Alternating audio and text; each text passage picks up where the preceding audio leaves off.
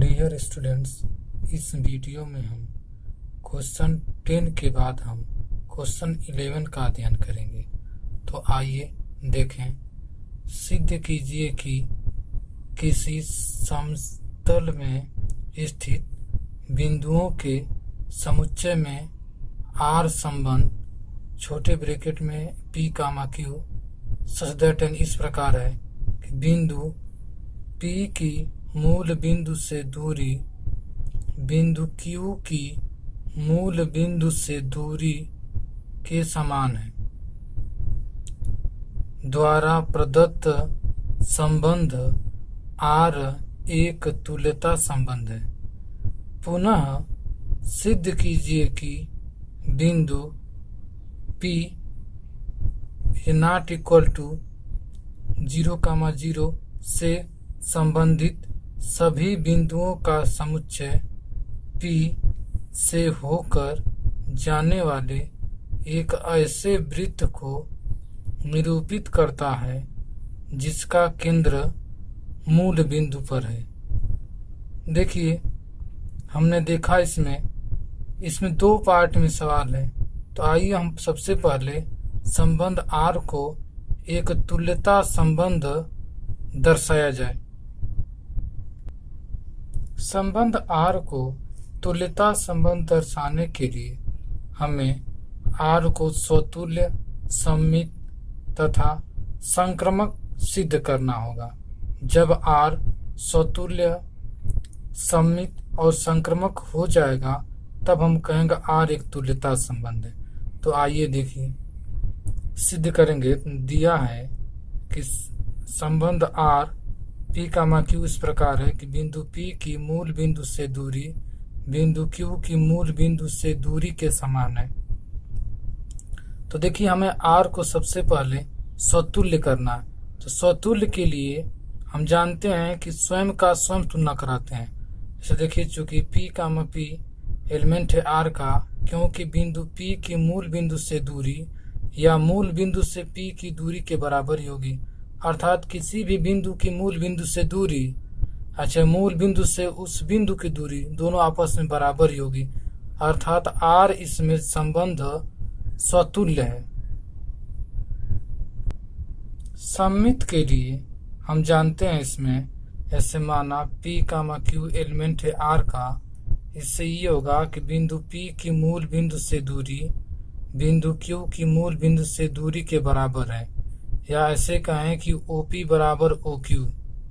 अब हमें बताना इसमें, अगर ऐसे लिख दिया जाए, बिंदु Q की मूल बिंदु से दूरी बिंदु P की मूल बिंदु से दूरी के बराबर है, क्योंकि अगर O से P की दूरी और O से Q की दूरी आपस में बराबर है तो हम इससे ऐसे भी कह सकते हैं OQ बराबर OP भी। क्योंकि अगर मान के चले इसमें कि अगर A बराबर B है तो उसे B बराबर A भी लिखा जा सकता है। तो इसलिए हमने लिख दिया इसमें कि OP बराबर OQ है तो OQ बराबर OP भी हो सकता है। अर्थात इससे ये हुआ कि Q, P एलिमेंट है R का, और इससे हम कहेंगे कि R इसमें सममित संबंध है। देखिए, संक्रामक के लिए हमें क्या करना होता है कि माना जैसे P, Q एलिमेंट है R का और Q, S एलिमेंट है R का, तो हमें सिद्ध करना होगा इसमें कि P और S जो है वो R के एलिमेंट अगर होंगे तो R इसमें संक्रामक होगा। तो देखें, इसमें बिंदु P की मूल बिंदु से दूरी बिंदु Q की मूल बिंदु से दूरी के बराबर है, ये दिया गया है। और उसी प्रकार बिंदु Q की मूल बिंदु से दूरी बिंदु S की मूल बिंदु से दूरी के बराबर है। अर्थात इन दोनों से हम यही अनुमान लगाएंगे कि OP बराबर OQ दिया गया है और OQ बराबर OS दिया गया है। इन दोनों समीकरणों से हमें यही मिलेगा कि OP का मान OS के बराबर है।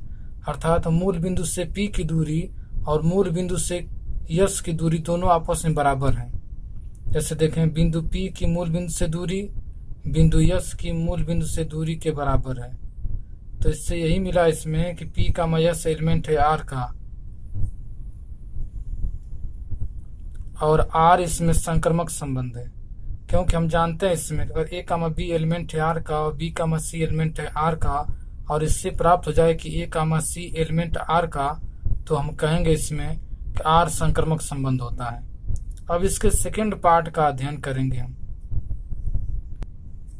देखिए सेकेंड पार्ट में हम, चूंकि सवाल में दिया गया है कि P is not equal to 0,0 से संबंधित वह बिंदु हो जिसकी मूल बिंदु से दूरी बिंदु P की मूल बिंदु से दूरी के बराबर है, तो इसमें हमें ध्यान यही देना इसमें कि हमें ऐसा बिंदु ढूंढना है जो जिसका निर्देशांक समझिए 0,0 न हो।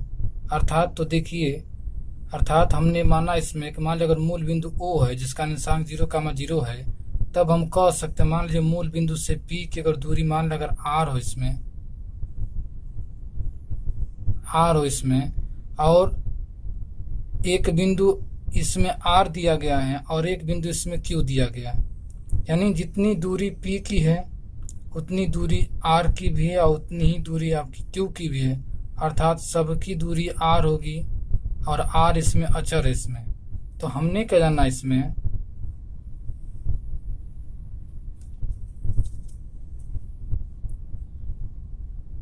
कि अतः बिंदु जो P is not equal to 0,0 से संबंधित बिंदुओं का समुच्चय एक वृत्त है जिसका केंद्र मूल बिंदु है और यह बिंदु P से होकर जाता है।